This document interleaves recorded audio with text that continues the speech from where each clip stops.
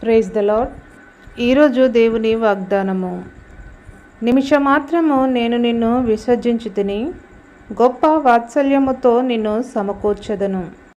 యెషయా గ్రంథము 54వ అధ్యాయము 7వ వచనము. దప్పిక గొనిన వారలారా నీళ్ళ యొద్దకు రండి, రూకలు లేని వారలారా మీరు వచ్చి కొని భోజనము చేయుడి.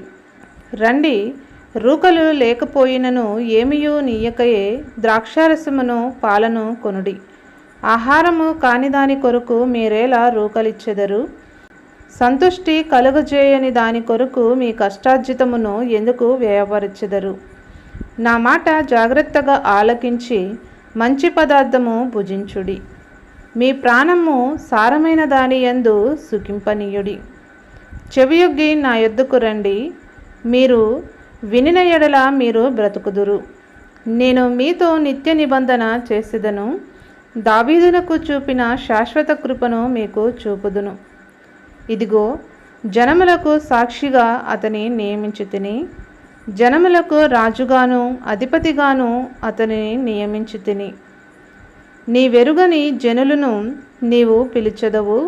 నిన్నెరుగని జనులు యెహోవా నిన్ను మహిమపరచగా చూచి, నీ దేవుడైన యెహోవాను బట్టి, ఇశ్రాయేలు పరిశుద్ధ దేవుని బట్టి నీ యొద్దకు పరిగెత్తి వచ్చెదరు. యెహోవా మీకు దొరుకు కాలమునందు ఆయనను వెదకుడి, ఆయన సమీపంలో ఉండగా ఆయనను వేడుకొనుడి. భక్తిహీనులు తమ మార్గమును విడవవలెను, దుష్టులు తమ తలంపులను మానవలెను.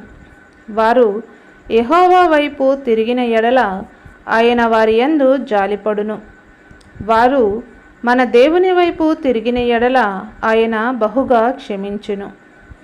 నా తలంపులు మీ తలంపులు వంటివి కావు, మీ త్రోవలు నా త్రోవల వంటివి కావు. ఇదే యెహోవా వాక్కు. నీ పిల్లలందరూ యెహోవా చేత ఉపదేశము నొందుదురు, నీ పిల్లలకు అధిక విశ్రాంతి కలుగును.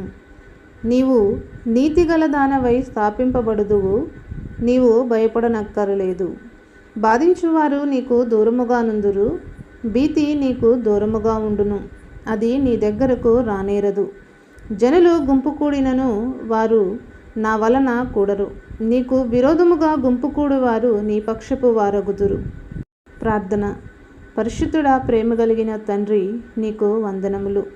నీ చిత్త ప్రకారము తండ్రి, నీ మాటకు లోబడి జీవించే కృపను మాకు దయచేయమని యేసయ్య పరిశుద్ధ నామమున ప్రార్థిస్తూ ఉన్నాను.